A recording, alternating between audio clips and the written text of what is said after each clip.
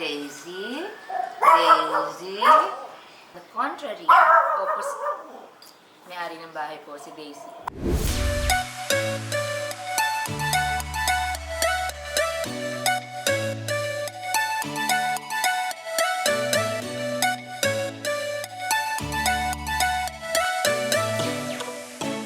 I have a meeting later with Regine and our team for Iconic, our concert, our first back-to-back concerts together at Araneta on October 18 and 19.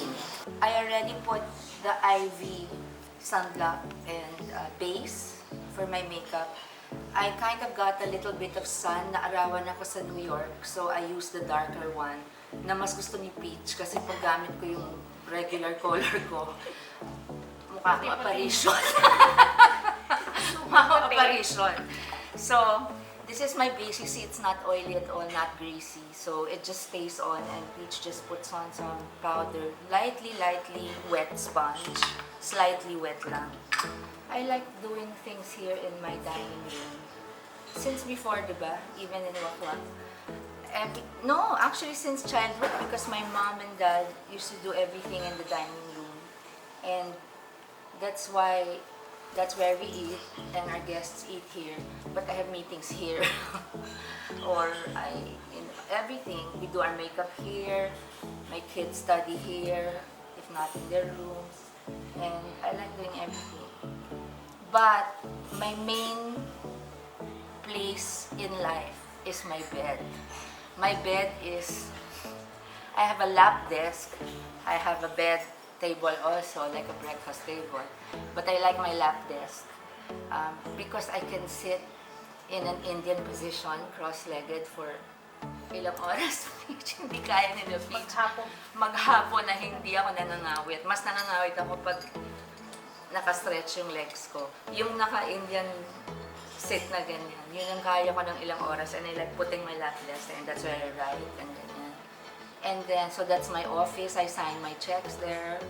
Penny holds office in the other unit, which I haven't shown you because it's full of stuff, although it's nicely furnished. Where we live in this unit, we have 4 bedrooms. In the other unit, there are 3, but they're the same size. So, puno ng aking kagamitan. Pero that's the hangout of sila Frankie and sila Miel when their friends are here. Because it's complete. Yun ang kanilang space para hindi kami naiingayan sa kanila. And the master's bedroom there is where my kuya and his wife sleep when they're here. And tinitiis niya yung, kasi maganda naman, pero tinitiis niya yung ang nakapaligid sa kanya, mga gamit ko, mga bag, kung ano-ano mga kagamitan, mga notebooks, ganyan, na nakaayos na maayos na maayos. What else pa ba ka na Nikki kuwento? Yeah, today's my last meeting for Iconic. I'm pretty nervous because, well, it's my first back-to-back with a female artist and one of the very best, if not the best, in the country. That's Regine, as everyone knows. And you know that Regine can hit some high notes that many other singers cannot. And she's the idol of many singers who copy her style. And when I want to listen to that style, I will listen na lang to Regine because she's the original. She was the first when Whitney Houston and Mariah Carey came on the scene. Siya yung unang Pinay na narinig kong ganon, and that really, I respect her a lot because she's so talented. But I respect her more kasi mabuti siyang tao. And her husband, as I guess you all know by now, is one of my best friends in the world, and Regine and I are becoming closer because now we have time to spend together. And now she's in the same station. And all I can give is the usual way I would sing my songs, you know, the latter part, and I joke with her and I tell her, pag mataas, saluhin mo na, ikaw na. But she's such a great singer, very generous performer. Hindi, alam niyo, gano'n naman pag alam mo magaling ka, hindi ka na maagaw o eksena. On the contrary, opposite, may-ari ng bahay ko, si Daisy. Dave, what's the matter? What's the matter? No, they're friends, di ba? She does that even to Frankie and Miguel sometimes. Anyway, back to Regine. She's very generous, very sweet, very... Basta, masarap siya ka-text. Napaka-sweet niya. And nakaka-touch kasi when we were doing the pictorial for the iconic posters and promos. Sabi ko, pag ganyan naka-high headtones na ginagamit ko yung falsetto, sabi niya, kala mo lang, di mo kaya, try mo lang. Tapos may isang note na pinuho ko yung boses ko. Aba, milagro tinamaan ko sa niya, tamo, pero syempre ako sanay sa note. And I'll do my best in a concert and Regine will do her best. It will be a very interesting combination kasi rin, I'm an alto and Regine is well. She's all categories hanggang soprano at lahat na. So, wonderful, wonderful. I'm looking forward to this concert, this two-night concert. And hopefully we can take it on tour next year. And maybe after that, I'll focus on a couple more concerts before I do a bye-bye concert. When I say semi-retire, I mean halos wala ng trabaho. Pero meron pa rin, konti-konti. Because you all know, I'm really tired. I need to be as excited about certain projects as I am now about this project with Regine. Kasi at this point in my life, ayoko na naman maalis ng bahay. Since bata ako, I've always been a homebody naman. And you won't believe this, but you will not believe this, because on TV, I'm masayahin, I'm madaldal and everything, but in real life, tama ba, Peachy? I'm an introvert. You won't believe that. I'm an introvert. Sometimes I'm a loner pa, di ba? So, sa bahay, I'm quiet. Hirap paniwala. So, I like listening. Pero pag dito, I'm very, very quiet. I like peace. I like quiet. So, I really don't like going out. Kahit nung pinayagan na ako ng daddy ko when I was a teenager to go to parties and all, talagang wala akong interest. Up to now, ayoko ng maingay na lugar. I like quiet and fun dinners with people closest to me, like my cousins, my family, and friends. But ayoko ng malalaking mga... Super allergic ako sa mga big events. Pero pumupunta ako pag mahalaga sa akin yung mga tao. And I got an invitation to the Star Magic Ball this year, but I'm really not, I can't go. It's really not anymore I don't think it's a necessity for me. I think it's good for the younger ones. But I'm okay. It's just nice to be invited.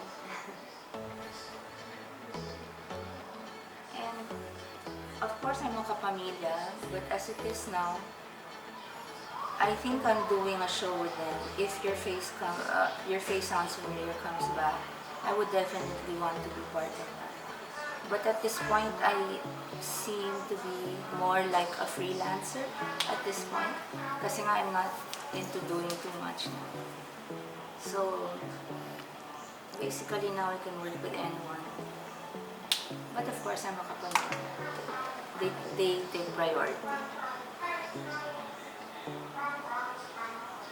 This is how Peachy does my makeup.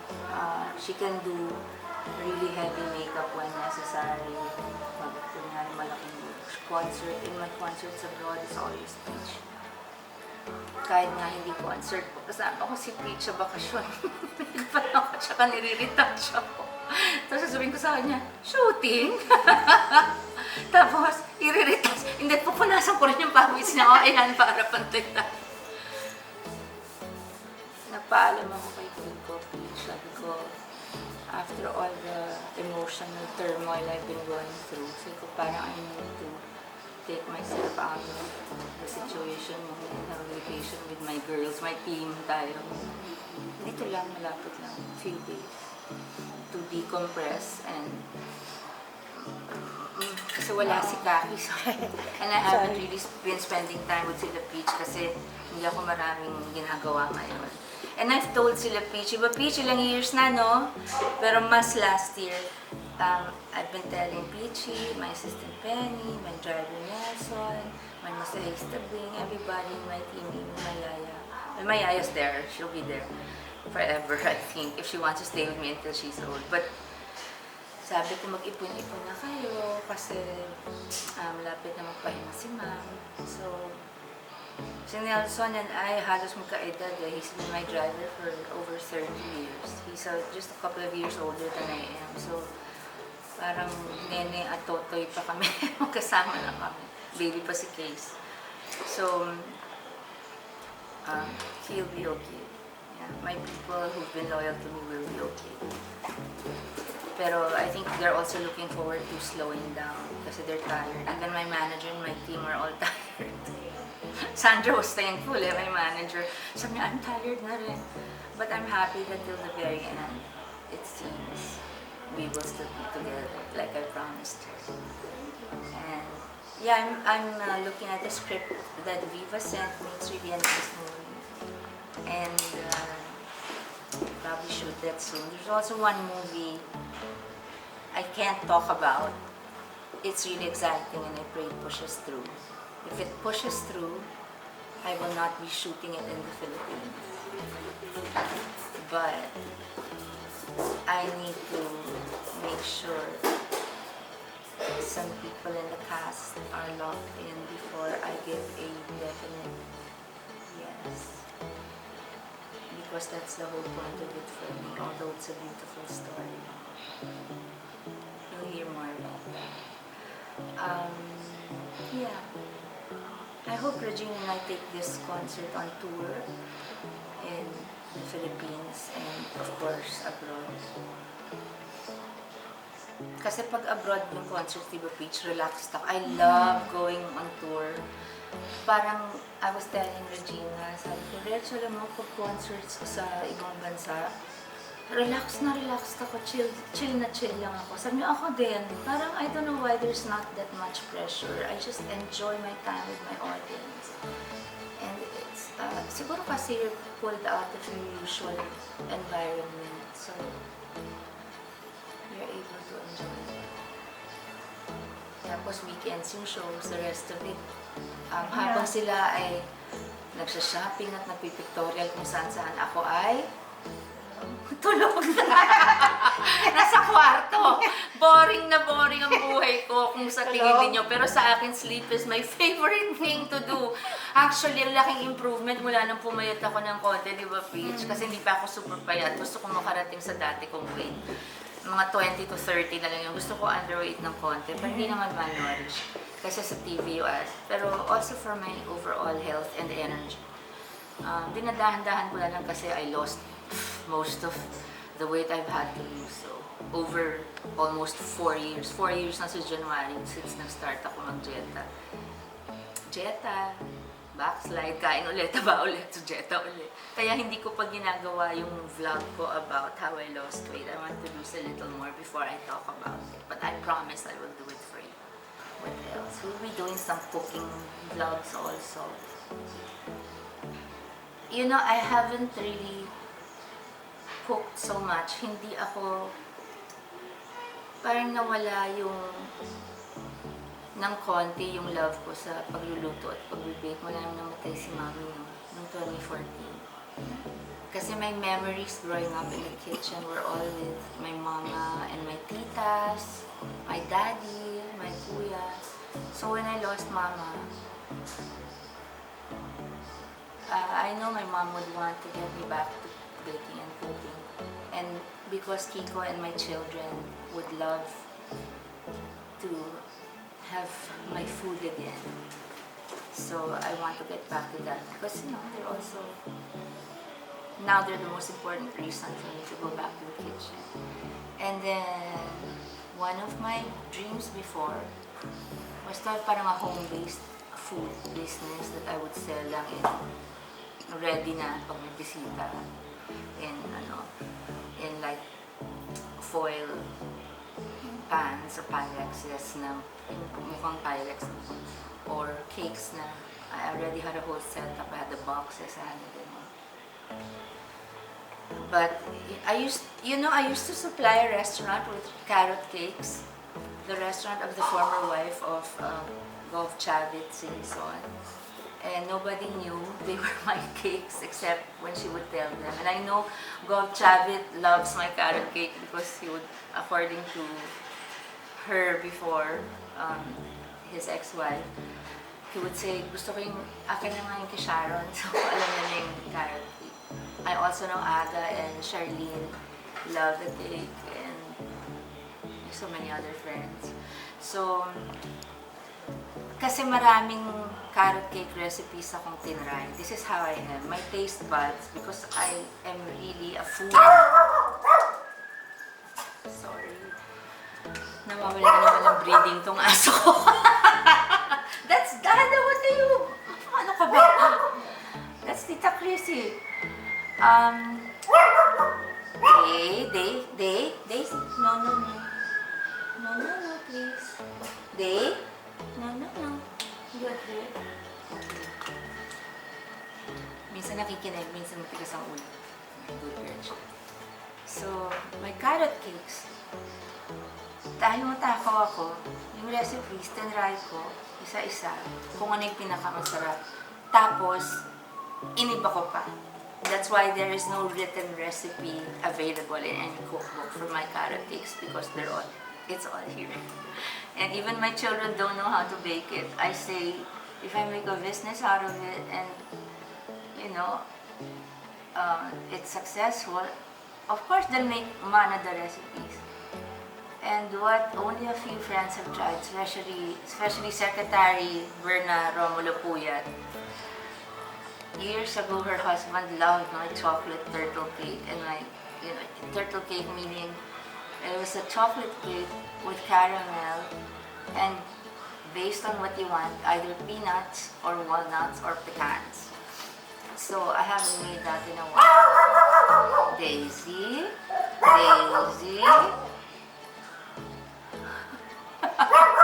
I have got the pala for you.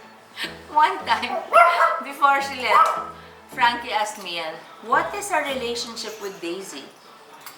Because Daddy says when she growls at me, you say sorry to your ate.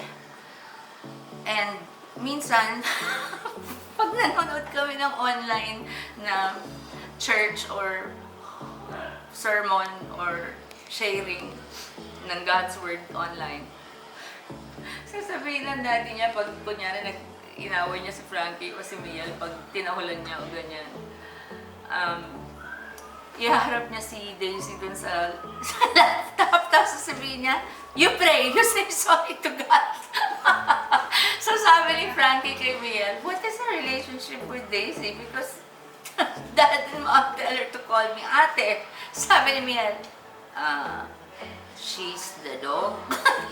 Kasi si Miel nung maliit pa, nakakatuwa siya. Siya yung diretso na sumagot. Yung matter-of-factly, siya yung pinaka-realistic.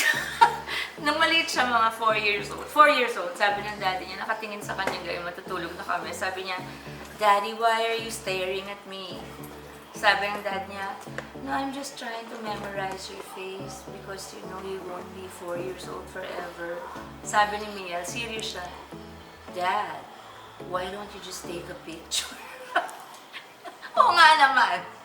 Minsan naman, yung bahay namin doon sa Laguna, kasi sa ganda ng hangin doon at lahat, mas malinaw makita yung stars paggabi.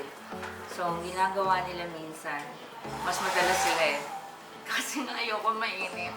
So, maglalagay minsan si Kiko ng latag doon sa driveway namin, tsaka mga unan. Tapos higa sila, titingin sila sa stars. So niya, wow, look at the stars. They're so much brighter here. They're beautiful. Sabi ni Yali, Dad, we are lying down on the street. Yung ganun siya, diretso siya, nakakatawa siya. Si Frankie, yung medyo laging poetic mula ng bata. Lagi siyang, kaya ngayon, ang galing sumulat. Nakakatawa ko si Miguel. So, si Miguel naman, whatever he picks up, mga... I get your point. At saka, or I should say that, meron ba siya mga technically, this means, may mga gano'n, napupulot niya sa mga Discovery Channel at saka Nickelodeon. So, that's all the kwento I have for you. I'll see you later when I meet up with Regine. Bye. See you guys. Okay, this is the pabango I've been using for maybe 30 years now. It's my signature scent. It's Bulgari green tea.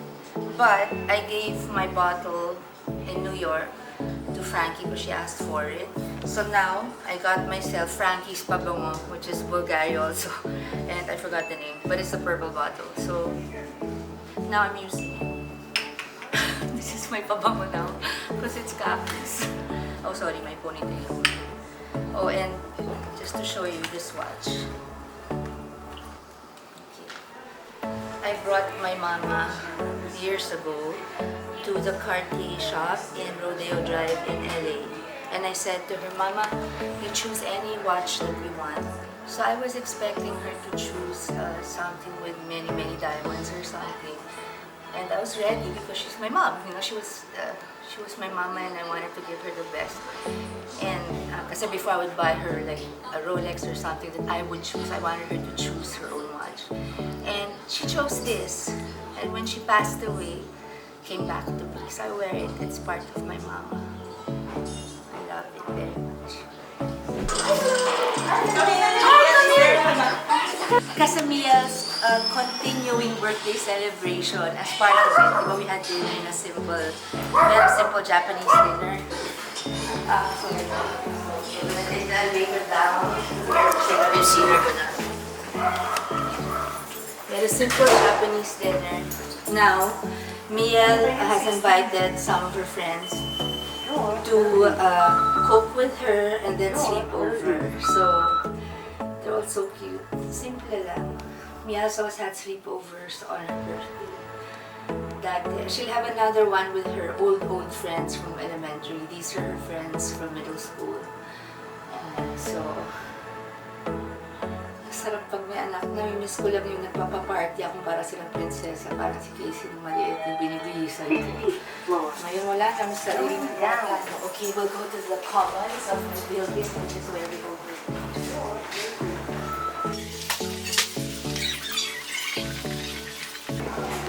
I lost weight. You know, my pants are full.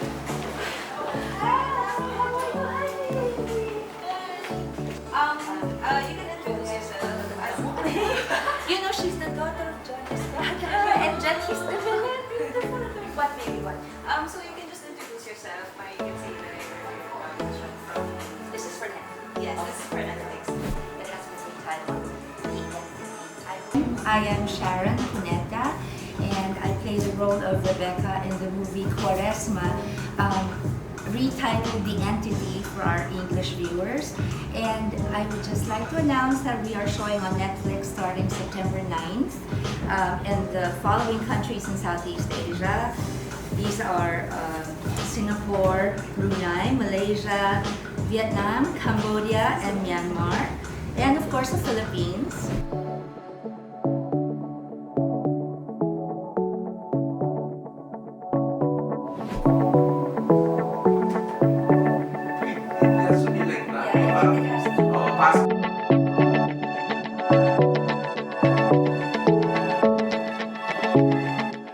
I was so excited, di ba kanina yung intro ko that I was gonna see Regine. Nagkasakit sa tiyan. Kaya nandito. Si Kakay. So, Who told you that, Reg? Or that